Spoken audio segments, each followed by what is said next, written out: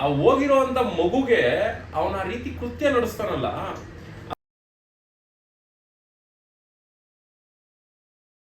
ಆದ್ರೆ ಇಲ್ಲಿ ಏನಾಗ್ಬಿಟ್ಟಿದೆ ಅಂದ್ರೆ ಮಾಧ್ಯಮಗಳು ನ್ಯಾಯನ ಮಾರ್ಕೊಂಡು ಅವ್ರು ಹೊಟ್ಟೆಪಾಡು ನಡೆಸ್ತಾ ಇದ್ದಾರೆ. ಅದೇ ಇಲ್ಲಿ ಸ್ಯಾಟಲೈಟ್ ಮಾಧ್ಯಮಗಳಲ್ಲಿ ಒಂದು ದುರ್ದೈವ ಆಗಿರೋದು. ಈ ಸಮೀರ್ ಅನ್ನೋ ವ್ಯಕ್ತಿ ಏನ್ ಮಾಡ್ತಾರೆ, ದಿಢೀರ್ ಅಂತ ಶಿವತಾಂಡವ ಇನ್ಮೇಲೆ ಶುರು ಆಗುತ್ತೆ ಅನ್ನೋ ರೀತಿಯಲ್ಲಿ ಭೀಮನ್ನ ತೋರಿಸುವಂತ ನಿಟ್ಟಿನಲ್ಲಿ ಮುಂದಾಗ್ತಾರೆ. ಒಂದೊಂದು ಚಾನೆಲ್ ಅವರು ಒಂದೊಂದು ಅಜೆಂಡಾಗಳು ಇಟ್ಕೊಂಡ್ಬಿಟ್ಟಿದ್ದಾರೆ. ಇಲ್ಲಿ ನ್ಯಾಯ ಅನ್ನೋದು ಯಾವ ಮಾಧ್ಯಮಗಳಿಗೂ ಕೂಡ ಬೇಕಾಗಿಲ್ಲ. ಅಲ್ಲ, ನನಗೂ ಸಹ ಗೊತ್ತಿರಲಿಲ್ಲ. ನ್ಯಾಷನಲ್ ಟಿವಿ ಅಂತ ಹೇಳಿ ಒಂದು ಯೂಟ್ಯೂಬ್ ಚಾನಲ್ನಲ್ಲಿ ಆ ಒಂದು ಸುದ್ದಿ ಬಂತು. ಆ ಸುದ್ದಿನ ನೋಡಿದೆ, ಸಂಪೂರ್ಣವಾಗಿ ನೋಡಿದೆ ನಾನು.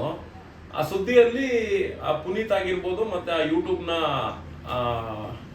ನಿರ್ಮಾಪಕರಾಗಿರ್ಬೋದು, ಆ ನಿರ್ವಹಣೆ ಮಾಡ್ತಿರೋವಂಥವ್ರಾಗಿರ್ಬೋದು, ಅವ್ರು ಅದೇನೇ ಮಾತಾಡ್ತಿರ್ಲಿ ವಿಚಾರ, ಆದರೆ ಆ CCTV ಒಂದು ವಿಡಿಯೋ ತುಣುಕನ್ನ ನೋಡಿದ್ವಲ್ಲ, ಆ ನೋಡಿದಾಗ ಆ ಮಸೀದಿ ಒಳಗಡೆ ಆ ಮೌಲಿ ಅವ್ರು ಏನು ಮಾಡ್ತಾರೆ, ಆ ಮಗು ಏನು ಆ ಮಸೀದಿಗೆ ಬಂದಿರುತ್ತೆ, ಎಜುಕೇಶನ್ಗೆ ಆಲ್ಮೋಸ್ಟ್ ಮಕ್ಳುಗಳು ಮಸೀದಿ ಒಳಗಡೆ ಹೋಗೋದು, ಆ ಹೋಗಿರೋಂಥ ಮಗುಗೆ ಅವನ ಆ ರೀತಿ ಕೃತ್ಯ ನಡೆಸ್ತಾನಲ್ಲ, ಆ ಕೃತ್ಯ ನಡೆಸಿರೋದೇ ನಮಗೆ ಆ CCTV ಫುಟೇಜ್ ನೋಡಿದಾಗ ಬೇಸರ ಆಯಿತು. ಅದರಲ್ಲಿ ಡೇಟು ಸಹ ಶೋ ಅಪ್ ಆಗ್ತಾ ಇತ್ತು CCTV ಫುಟೇಜಲ್ಲಿ. 2023 ಅಂತ ಹೇಳಿ ಇತ್ತು, ಅಕ್ಟೋಬರಲ್ಲಿ. ಅದಾದ್ಮೇಲೆ ಅದನ್ನೆಲ್ಲ ಅಬ್ಸರ್ವ್ ಮಾಡಿದಾಗ ಏನು ಅನ್ನಿಸ್ತು, ಇದೇನಪ್ಪ ಇದು 2023 ನಡೆದಿರುವಂಥ ಘಟನೆ, ಇದು ಎಲ್ಲೂ ಸಹ ಇದು ಸುದ್ದಿನೇ ಬಂದಿಲ್ವಲ್ಲ. ಹೌದಲ್ಲ, ಇವರಿಬ್ರು ಇಲ್ಲಿ ಏನು ಡಿಸ್ಕಷನ್ ನಡೆಸ್ತಾ ಇದ್ದಾರೆ, ಪುನೀತ್ ಆಗಿರ್ಬೋದು ಮತ್ತೆ ಆ ನ್ಯಾಷನಲ್ ಟಿವಿ ಅವರ ಆ ಒಂದು ನಿರ್ವಾಹಕರಾಗಿರ್ಬೋದು, ಅವರು ಆ ಡಿಸ್ಕಷನ್ ಅಲ್ಲಿ ಮಾತಾಡ್ತಿದ್ದಂಥ ಮಾತಲ್ಲಿ ಹೇಳ್ತಾರೆ, ಈ ಪ್ರಕರಣ ಮುಚ್ಚೋಗುವಂಥ ಸ್ಥಿತಿಲಿದೆ, ಇದ್ರ ಬಗ್ಗೆ ಯಾರು ಧ್ವನಿ ಎತ್ತಾ ಇಲ್ಲ, ಇದನ್ನ ಮಾತಾಡೋದಕ್ಕೆ ಕೇಳಿ, ಧ್ವನಿ ಎತ್ತ ಕೇಳಿ, ಇದು ಈ ಕೇಸನ್ನೇ ಹಳ್ಳ ಇಡಿಸುವಂತ ಅಂದ್ರೆ ಕಂಪ್ಲೇಂಟೇ ಆಗಿಲ್ಲ ಅನ್ನೋ ರೀತಿಲೆಲ್ಲ ಮಾತಾಡ್ತಾ ಇದ್ರು. ಹಂಗಿದ್ಮೇಲೆ ಹೌದಲ್ಲ, ಈಗ ಸಮೀರ್ ದೂತ ಈ ವ್ಯಕ್ತಿ ಬಂದು ಧರ್ಮಸ್ಥಳ ಪ್ರಕರಣ, ತಲೆಬುರುಡೆ ಪ್ರಕರಣ, ಸೌಜನ್ಯ ಪ್ರಕರಣ, ಈ ರೀತಿ ಪ್ರಕರಣಗಳ ವಿಚಾರಗಳನ್ನ ಇಟ್ಕೊಂಡು ಧರ್ಮಸ್ಥಳ ವಿಚಾರದಲ್ಲಿ ಸಮೀರ್ ಅವರು ಸಾಕಷ್ಟು ವಿಡಿಯೋಸ್ಗಳನ್ನ ಮಾಡಿರ್ತಾರೆ. ನಾವು ವಿಡಿಯೋಸ್ನ ನೋಡಿರ್ತೀವಿ, ಏನು ಅದೆಲ್ಲ ಅವರವರ ಅನಿಸಿಕೆಗಳನ್ನ ಒಂದಷ್ಟು ಚಿತ್ರಣಗಳನ್ನ ಮಾಡ್ಕೊಂಡು ಮಾತಾಡ್ತಿದ್ದಾರೆ ಬಿಡು ಅನ್ನೋ ರೀತಿಲ್ಲ ಕೂಡ ನಾವು ಸುಮ್ಮನೆ ಇದ್ದಂಥವ್ರು. ಈಗ ಸೌಜನ್ಯ ಪ್ರಕರಣ ನಿಮ್ಗೆಲ್ಲ ಗೊತ್ತಿರೋ ಹಾಗೆ ಇದು 15-16 ವರ್ಷದಿಂದ ಸಾಕ್ತಾ ಬರ್ತಾ ಇದೆ. ಅದು ಕಾನೂನಾತ್ಮಕವಾಗಿ ಏನು ನಡೀತಾ ಇತ್ತು, ನಡೀಲಿ ನೋಡೋಣ. ಯಾಕೆಂದ್ರೆ ಸಾಕ್ಷಿಗಳೆಲ್ಲ ನಾಶ ಆಗಿತ್ತು, ಅದ್ರ ಬಗ್ಗೆ ಏನೋ ಚರ್ಚೆ, ವಾದ ವಿವಾದಗಳು ನಡೀತಾ ಇತ್ತು, ಹೋರಾಟಗಳು ನಡೀತಾ ಇತ್ತು, ಮಾಡೋರು ಮಾಡ್ಕೊಳ್ಳಿ ಅಂತ ಇದ್ದೋ. ಈ ಸಮೀರ್ ಅನ್ನೋ ವ್ಯಕ್ತಿ ಏನ್ ಮಾಡ್ತಾರೆ, ದಿಢೀರ್ ಅಂತ ಶಿವತಾಂಡವ ಇನ್ಮೇಲೆ ಶುರು ಆಗುತ್ತೆ ಅನ್ನೋ ರೀತಿಯಲ್ಲಿ ಭೀಮನ್ನ ತೋರಿಸುವಂತ ನಿಟ್ಟಿನಲ್ಲಿ ಮುಂದಾಗ್ತಾರೆ. ಭೀಮ ಮೀನ್ಸ್ ಅಲಿಯಾಸ್ ಚಿನ್ನಯ್ಯನೋ ಏನೋ ಇದೆ, XYZ ಆ ವ್ಯಕ್ತಿ ಬಂದಿದ್ದಾರೆ ಅಂತ ಹೇಳಿ. ಅದೇ ಟೈಮಲ್ಲಿ ತಾಯಿ ಅನನ್ಯ ಭಟ್ ಅವ್ರ ತಾಯಿ ಕೂಡ ಬರ್ತಾರೆ. ಅನನ್ಯ ಭಟ್ ತಾಯಿ ಏನು ಕೇಳ್ಕೊಂತಾರೆ, ನಮ್ಮ ಹಿಂದೂ ಸಂಪ್ರದಾಯದ ಪ್ರಕಾರ ಅದ್ರ ವಿಧಿವಿಧಾನದಲ್ಲಿ ಈ ಭೀಮ ಅನ್ನೋ ಪಾತ್ರಧಾರಿ ತೋರಿಸುವಂತಹ ಏನು ಸ್ಥಳಗಳಿದಾವೆ, ಅಲ್ಲಿ ಏನಾದ್ರೂ ಈ ತರ ಗುಂಡಿಗಳನ್ನ ತೆಗೆದಾಗ ಅಲ್ಲಿ ಏನಾದ್ರೂ ಅಸ್ಥಿ ಪಂಜರಗಳು ಸಿಕ್ಕಿದ್ರೆ, ಅದು ನನ್ನ ಮಗಳದೇನಾದ್ರೂ ಸಿಕ್ಬಿಡ್ತು ಅಂದ್ರೆ ಅದ್ರ ವಿಧಿವಿಧಾನಗಳನ್ನ ಮಾಡ್ಕೊಂತೀನಿ ನಮ್ಮ ಬ್ರಾಹ್ಮಣ ಸಮುದಾಯದ ಪ್ರಕಾರದಲ್ಲಿ ಅನ್ನೋ ರೀತಿಲಿ ಆ ತಾಯಿ ಕೇಳ್ಕೊಳ್ಳುತ್ತೆ. ಆ ಕೇಳೋ ಸಂದರ್ಭದಲ್ಲಿ ಆ ತಾಯಿ ಮಾತೇಳುತ್ತೆ, ನಮ್ ನ್ಯಾಯ ಕೊಡ್ಸೋರು ಯಾರು ಇಲ್ಲ, ನನ್ನ ಪರವಾಗಿ ಯಾರು ಇಲ್ಲ, ನನಗೆ ಹಿಂದೆ ಮುಂದೆ ಯಾರು ಸಪೋರ್ಟ್ ಇಲ್ಲ ಅನ್ನೋ ರೀತಿಲಿ ಒಂಥರ ನೊಂದ್ಕೊಳ್ಳೋ ಅಂತ ರೀತಿಲಿ ಆ ತಾಯಿ ಮಾತಾಡುತ್ತೆ. ಅದನ್ನ ಯಾರೇ ನೋಡಿದ್ರು ಸಹ ಖಂಡಿತ ಅವ್ರ ಮನಸ್ಸಲ್ಲೂ ಕೂಡ ಒಂದು ಭಾವನೆ ಬರ್ತದೆ, ಹೌದಲ್ಲ ಆ ತಾಯಿಗೆ ಒಂದು ಸ್ವಲ್ಪ ಸಪೋರ್ಟ್ ಮಾಡೋಣ ಅನ್ನೋ ಒಂದು ಭಾವನೆ ಆ ತಾಯಿಯಲ್ಲಿ ಬಂದೇ ಬರುತ್ತೆ. ಅಂದ್ರೆ ನೋಡೋ ಅಂತವೂ ಕೂಡ ಬಂದೇ ಬರುತ್ತೆ. ಅದನ್ನ ನೋಡಿದಾಗ ನಮಗೂ ಬೇಸರ ಆಯ್ತು. ಅವಾಗ ನಾವು ಕೂಡ ಅಟ್ಲೀಸ್ಟ್ ಈ ಪ್ರಕರಣ ಇರ್ಲಿ, ಆ ಭೀಮ ಅನ್ನೋ ವ್ಯಕ್ತಿ ಏನು ಈ ಒಂದು ಗುಂಡಿ ಅಗ್ಯೋಂತ ಕೆಲಸ ಮಾಡ್ತಾರೆ, ಆ ಅಗ್ಯೋಂತ ಗುಂಡಿಲಿ ಏನಾದ್ರೂ ಅಸ್ಥಿ ಪಂಜರಗಳು ಸಿಕ್ತು ಅಂದ್ರೆ ಎಲ್ಲ ಒಂದ್ ಕಡೆ ಅನನ್ಯ ಭಟ್ ತಾಯಿಯವ್ರಿಗೆ ಸಾಯುವಂತ ಸಂದರ್ಭದಲ್ಲಿ ಆ ಮಗಳು ಕಾರ್ಯ ಮುಗಿಸೋಣ ಅನ್ನೋ ರೀತಿಯ ಒಂದು ಮನಸ್ಥಿತಿ ಇದೆಯಲ್ಲ, ಆ ಆತ್ಮಕ್ಕೆಲ್ಲೋ ಒಂದ್ ಕಡೆ ಶಾಂತಿ ಸಿಗುವಂತ ರೀತಿಲಿ ಆಗಲಿ ಅನ್ನೋ ರೀತಿಯಲ್ಲಿ ನಾವು ಕೂಡ ಯೋಚನೆ ಮಾಡಿ ಈ ಭೀಮ ಅನ್ನೋ ಪಾತ್ರ ತೋರಿಸುವಂತ ಸ್ಥಳಗಳನ್ನ ಆದಷ್ಟು ಬೇಗ ಅಗಿಲಿ ಅನ್ನೋ ಒಂದು ನಿಟ್ಟಿನಲ್ಲೂ ಕೂಡ ನಾವು ಯೋಚನೆ ಮಾಡಿ ಧ್ವನಿ ಎತ್ತೋದಕ್ಕೆ ಶುರು ಮಾಡೋದು ಸೋಷಿಯಲ್ ಮೀಡಿಯಾ ಮುಖಾಂತರ.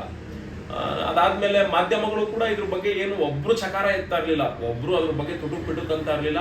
ಸಾಕಷ್ಟು ಜನ ಯೂಟ್ಯೂಬ್ ಚಾನಲ್ ಅವರು ಮಾತ್ರ ಇದ್ರ ಬಗ್ಗೆ ವರದಿಗಳನ್ನ ಅಪ್ಲೋಡ್ ಮಾಡ್ತಾ ಇದ್ರು ಅವ್ರವ್ರ ಚಾನಲ್ಗಳಲ್ಲಿ. ನಾವು ಕೂಡ ಅಂತವನ್ನೆಲ್ಲ ನೋಡ್ತಿದ್ದೋ, ಆದ್ರೆ ಅದ್ರ ಬಗ್ಗೆ ನಾವು ತಲೆ ಕೆಡ್ಸ್ಕೊಳಕ್ ಹೋಗ್ತಾ ಇರ್ಲಿಲ್ಲ. ಯಾಕೆಂದ್ರೆ ಅನನ್ಯ ಭಟ್ ತಾಯಿಯವ್ರು ಮಾತಾಡಿದಂತ ಸಂದರ್ಭದಲ್ಲಿ ಈ ಒಂದು ಆ ಗುಂಡಿ ಅಗಿಯುವಂತ ಕೆಲಸ ಆಗ್ಲಪ್ಪ ಅನ್ನೋ ರೀತಿಲೂ ಕೂಡ ನಾವು ಎದುರು ನೋಡ್ತಾ ಇದ್ದೋ. ಆ ಎದುರು ನೋಡುವಂತ ಸಂದರ್ಭದಲ್ಲಿ ಏನಾಯ್ತು, ಧರ್ಮಸ್ಥಳ ಸಬ್ ಇನ್ಸ್ಪೆಕ್ಟರ್ ಅವರು ಇದನ್ನ ಏನೋ ಸ್ವಲ್ಪ ಹಿಂದೇಟ್ ಹಾಕೋದಕ್ಕೆ ಶುರು ಮಾಡ್ತಾರೆ. ಅದಾದ್ಮೇಲೆ ಸ್ವಲ್ಪ ವಿಚಾರಗಳ ಆಚೆ ಬರ್ತದೆ. ನಾಗಲಕ್ಷ್ಮಿ ಮೇಡಮ್ ಅವರು ಹೋಗಿ SIT ತಂಡ ರಚನೆ ಆಗ್ಬೇಕು ಅಂತ ಮನವಿ ಮಾಡ್ತಾರೆ. ಹಾಗೆ ಜನತೆನೂ ಕೂಡ ಆಗ್ರಹ ಮಾಡ್ತಾ ಇರ್ತದೆ, ಹೋರಾಟಗಾರರುಗಳು ಕೂಡ ಧ್ವನಿ ಎತ್ತಿ ಕೇಳ್ತಾ ಇರ್ತಾರೆ. ಅಂತ ಸಂದರ್ಭದಲ್ಲಿ ಮಾನ್ಯ ಮುಖ್ಯಮಂತ್ರಿಗಳು ಮಾಡಲ್ಲ ಅಂತಿದ್ದವ್ರು ಮಾಡೋ ಅಂತ ಕೆಲಸ ಮಾಡ್ತಾರೆ SIT ಟೀಮ್ನ. ಅದು ಮಾಡಿದ ಮೇಲೆ ನೋಡಿ, ಅಲ್ಲಿಂದ ಏನು ಅಚ್ಚುಕಟ್ಟಾಗಿ ಕಾರ್ಯ ಸಾಕ್ಬೇಕಾಗಿದೆಯೋ ಅದು ಇವಾಗವರೆಗೂ ಕೂಡ ಕಾರ್ಯ ಸಾಕ್ತಾ ಬರ್ತಾ ಇದೆ. SIT ಟೀಮ್ ಬಗ್ಗೆ ನಾಡಿನ ಜನತೆ ತುಂಬಾ ವಿಶ್ವಾಸ ಇಟ್ಕೊಂಡಿದೆ. ಅದೇ ರೀತಿಯಲ್ಲಿ ಅವ್ರ ಕೆಲಸನೂ ಕೂಡ ಮಾಡ್ತಾ ಇದ್ದಾರೆ. ಅವ್ರ ಬಗ್ಗೆ ಎರಡು ಮಾತು ಮಾತಾಡೋ ಆಗಿಲ್ಲ. ಅದ್ರಲ್ಲೆಲ್ಲ ಯಾರೋ ಮಂಜುನಾಥ್ ಗೌಡ ಅಂತೇಳಿ ಏನೋ ಒಂದು ಅವ್ರನ್ನ ಭೀಮಾ ಅನ್ನೋ ಪಾತ್ರನ ಎದುರಿಸಿದ್ರು ಅಂತ ಹೇಳಿದ್ರು. ಅದೆಲ್ಲ SIT ತಂಡದವ್ರು ಎಲ್ಲೂ ಓಪನ್ ಅಪ್ ಆಗಿ ಹೇಳ್ಕೊಂಡಿಲ್ಲ. ಆದ್ರೂ ಕೂಡ ಹಿಂಗೆ ಗಾಳಿ ಸುದ್ದಿಗಳು ಹರಿದಾಡ್ತು. ಆದ್ರೂ ಎನಿವೆ ಅಲ್ಲಿ ಅನುಚೇತನ್ ಸಾಹೇಬ್ರಾಗಿರ್ಬೋದು, ಮತ್ತೆ ಇವರು ಮೇನ್ ಹೆಡ್ ಆಗಿರುವಂತ ಮಹಂತೇಶ್ ಅವರಾಗಿರ್ಬೋದು, ಇನ್ನು ಕೆಲವು ಮೇನ್ ಇರುವಂತ ಅಧಿಕಾರಿಗಳು ಸಮರ್ಪಕವಾಗಿ ಕೆಲಸ ಮಾಡ್ತಾ ಇದ್ದಾರೆ. ಹಂಗಾಗಿ ಅವ್ರ ಮೇಲೆ ಅಪಾರವಾದ ವಿಶ್ವಾಸ ನಾವು ಇಟ್ಕೊಂಡಿರೋದ್ರಿಂದ SIT ಅವರು ಏನು ವರದಿಗಳನ್ನ ಸರ್ಕಾರಕ್ಕೆ ಕೊಡ್ತಾರೋ, ಇಲ್ಲ ಮಾಧ್ಯಮದ ಮುಖಾಂತರ ಜನಕ್ಕೆ ತಿಳಿಸುವಂತ ಕೆಲಸ ಮಾಡ್ತಾರೋ, ಇಲ್ಲ ಕಾನೂನು ಕೊಡ್ತಾರೋ, ಇದನ್ನ ಕಾದ್ ನೋಡೋಣ ಅನ್ನೋ ರೀತಿಯಲ್ಲಿ ನಾವು ಕೂಡ ಅಬ್ಸರ್ವೇಷನ್ ಮಾಡ್ತಾ ಇತ್ತು. ಅದೇ ತರ ನಡೀತಾ ಇತ್ತು. ಈ ಸಮೀರ್ ಅನ್ನೋರು ಏನ್ ಮಾಡ್ತಾರೆ, ಈ ವಿಡಿಯೋನ ಮಾಡಿ ಈ ಭೀಮಾ ಅನ್ನೋ ಪಾತ್ರನ ಇಂಟ್ರೊಡ್ಯೂಸ್ ಮಾಡ್ಕೊಡೋ ಅಂತ ರೀತಿಯಲ್ಲಿ ಇನ್ಮೇಲೆ ತಾಂಡವ ಶುರು ಅಂತ ಹೇಳ್ತಾರೆ. ನಾವು ಕೂಡ ಎಲ್ಲೋ ಒಂದ್ ಕಡೆ ಆ ಸಾಕ್ಷಿ ಬಂದಿದೆ. ಯಾಕೆಂದ್ರೆ ಯಾವ್ಯಾವ್ದೋ ಪ್ರಕರಣದಲ್ಲಿ ಸಾಕ್ಷಿ ಇಲ್ಲ ಅಂತಿದ್ರು. ಈತನೇ ವ್ಯಾಲೆಂಟ್ರಿ ಆಗಿ ಬಂದಿದ್ದಾನೆ, ಆತನಿಗೋಸ್ಕರ ನನ್ನಲ್ಲೇ ಇದು ಕಾಡ್ತಾ ಇದೆ, ನನಗೆ ಇದರಿಂದ ಮುಕ್ತಿ ಸಿಗಬೇಕು ಅನ್ನೋ ರೀತಿಯಲ್ಲಿ ಆ ವ್ಯಕ್ತಿ ತಾನಾಗೆ ವ್ಯಾಲೆಂಟ್ರಿ ಆಗಿ ಬಂದಿದ್ದಾನೆ ಅಂದಾಗ ಎಲ್ಲೋ ಒಂದ್ ಕಡೆ ಇದ್ರಲ್ಲಿ ನ್ಯಾಯ ಸಿಗ್ಬೋದು, ನೋಡೋಣ ಸಾಕ್ಷಿ ಬಂದಿದೆಯಲ್ಲ ಅಂತೇಳಿ ನಾವು ಎದುರು ನೋಡ್ತಿದ್ದೋ. ನೀವೆಲ್ಲ ನೋಡಿರೋ ಹಾಗೆ ಎಲ್ಲ 13 ಪಾಯಿಂಟ್ ಔಟ್ಗಳನ್ನು ಕೂಡ SIT ತಂಡದವರು ಏನ್ ಕಾರ್ಯಗಳು ಮಾಡಬೇಕಾಗಿತ್ತೋ ಮಾಡಿದ್ದಾರೆ. ಅದರಲ್ಲಿ ಏನೇನೆಲ್ಲ ದಾಖಲೆಗಳು ಸಿಕ್ಕಿದೆಯೋ ಅದು SIT ತಂಡದವರು ಮಾತ್ರ ಗೊತ್ತಿದೆ. ಮತ್ತೆ ಭೀಮನ ಜೊತೆಲಿರುವಂತ ಲಾಯರ್ಸ್ ಗಳಿಗೆ ಮಾತ್ರ ಈ ವಿಷಯ ಗೊತ್ತಿದೆಯೋ ಹೊರತು ಇನ್ ಯಾರಿಗೂ ಸಹ ಸಂಪೂರ್ಣ ಮಾಹಿತಿ ಖಂಡಿತ ಗೊತ್ತಿಲ್ಲ. ಮಾಧ್ಯಮದಲ್ಲಿ ಇದುವರೆಗೂ ಕೂಡ ಏನು ಸಿಕ್ಕೇ ಇಲ್ಲ ಅನ್ಕೊಂಡೆ ಹೇಳ್ಕೊಂಡ್ ಬರ್ತಾ ಇದಾರೆ ಹೊರತು, ಆದ್ರೆ ಮಾಧ್ಯಮದವ್ರಿಗೆ ಯಾವ ಅಧಿಕಾರಿಗಳು ಕೂಡ ಇಂಥ ಜಾಗದಲ್ಲಿ, ಇಂಥ ಸ್ಥಳಗಳಲ್ಲಿ ಇಂಥ ಸಿಕ್ಕಿದಾವೆ ಅಂತ ಎಲ್ಲೂ ಹೇಳಿಕೆ ಕೊಟ್ಟಿದ್ದೇ ಇರೋದ್ರಿಂದ ಮಾಧ್ಯಮಗಳ ವಿಚಾರನ ನಾವು ನೋಡ್ತಿದೀವಿ. ಆದ್ರೆ ಅದನ್ನ ಸೀರಿಯಸ್ ಆಗಿ ತಗೊಂತಿಲ್ಲ. SIT ಟೀಮ್ ಏನ್ ಹೇಳುತ್ತೋ ಅನ್ನೋದನ್ನ ಮಾತ್ರ ನಾವು ಸೀರಿಯಸ್ ಆಗಿ ತಗೊಂತಾ ಇರೋದು. ಆದ್ರೆ ನಮ್ಗೇನ್ ಬೇಸರ ಆಗ್ತಿತ್ತು ಅಂದ್ರೆ ಮಾಧ್ಯಮದವ್ರು ಯಾರು ಮಾತಾಡ್ತಿಲ್ವಲ್ಲ ಇದ್ರ ಬಗ್ಗೆ ಅಂತ ಹೇಳಿ ತುಂಬಾ ಕಳವಳ ಬೇಸರ ಎಲ್ಲ ಆಗ್ತಿತ್ತು. ಸ್ವಲ್ಪ ನಾವು ಸೋಷಿಯಲ್ ಮೀಡಿಯಾದಲ್ಲಿ ಮಾಧ್ಯಮಗಳನ್ನ ಒಂಥರ ನಿಂದೆ ಮಾಡುವಂತ ಕೆಲಸನೂ ಕೂಡ ಮಾಡೋದು. ಅದಾದ್ಮೇಲೆ ಹಲವಾರು ಮಾಧ್ಯಮಗಳು ಧ್ವನಿ ಎತ್ತೋದಕ್ಕೆ ಶುರು ಮಾಡೋದು. ಈಗಲೂ ಸಹ ಧ್ವನಿ ಎತ್ತುವಂತ ರೀತಿಯಲ್ಲಿ ಸಾಗ್ತಾ ಇದೆ. ಆದ್ರೆ ಇಲ್ಲಿ ಏನಾಗ್ಬಿಟ್ಟಿದೆ ಅಂದ್ರೆ ಮಾಧ್ಯಮಗಳು ನ್ಯಾಯನ ಮಾರ್ಕೊಂಡು ಅವ್ರು ಹೊಟ್ಟೆಪಾಡು ನಡೆಸ್ತಾ ಇದ್ದಾರೆ. ಅದೇ ಇಲ್ಲಿ ಸ್ಯಾಟಲೈಟ್ ಮಾಧ್ಯಮಗಳಲ್ಲಿ ಒಂದು ದುರ್ದೈವ ಆಗಿರೋದು. ಒಂದೊಂದು ಚಾನಲ್ ಅವರು ಒಂದೊಂದು ಅಜೆಂಡಾಗಳು ಇಟ್ಕೊಂಡ್ಬಿಟ್ಟಿದ್ದಾರೆ. ಇಲ್ಲಿ ನ್ಯಾಯ ಅನ್ನೋದು ಯಾವ ಮಾಧ್ಯಮಗಳಿಗೂ ಕೂಡ ಬೇಕಾಗಿಲ್ಲ.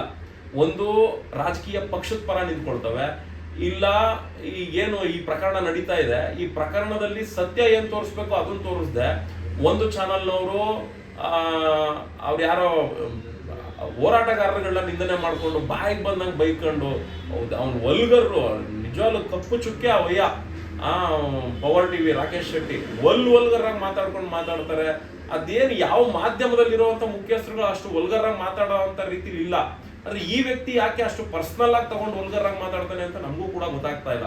ಇದೆಲ್ಲ ನೋಡಿದಾಗ ಇರಿಟೇಷನ್ ಆಗ್ತದೆ. ಆಮೇಲೆ ಬೇರೆ ಮಾಧ್ಯಮಗಳು ಕೂಡ ಅಷ್ಟೇ, ಒಂದು ಇವ್ರ ಪರ ಇರ್ತವೆ, ಇನ್ನೊಂದು ವಿರೋಧವಾಗಿರ್ತವೆ. ಎಲ್ಲೋ ಒಂದ್ ಕಡೆ ಮಾಧ್ಯಮಗಳಲ್ಲೇ ಒಂದು ಸರಿಯಾದ ನಿಲುವನ್ನ ಜನತೆ ಮುಂದೆ ಪ್ರೊಡ್ಯೂಸ್ ಮಾಡದೇ ಇರೋದು ಮಾಧ್ಯಮದವರ ತಾರತಮ್ಯ ಇಲ್ಲಿ ತುಂಬಾ ಎದ್ದು ಕಾಣಿಸ್ತಾ ಇದೆ. ಅದು ಮಾಧ್ಯಮದವ್ರು ಬದಲಾವಣೆ ಮಾಡ್ಕೊಳ್ಬೇಕು.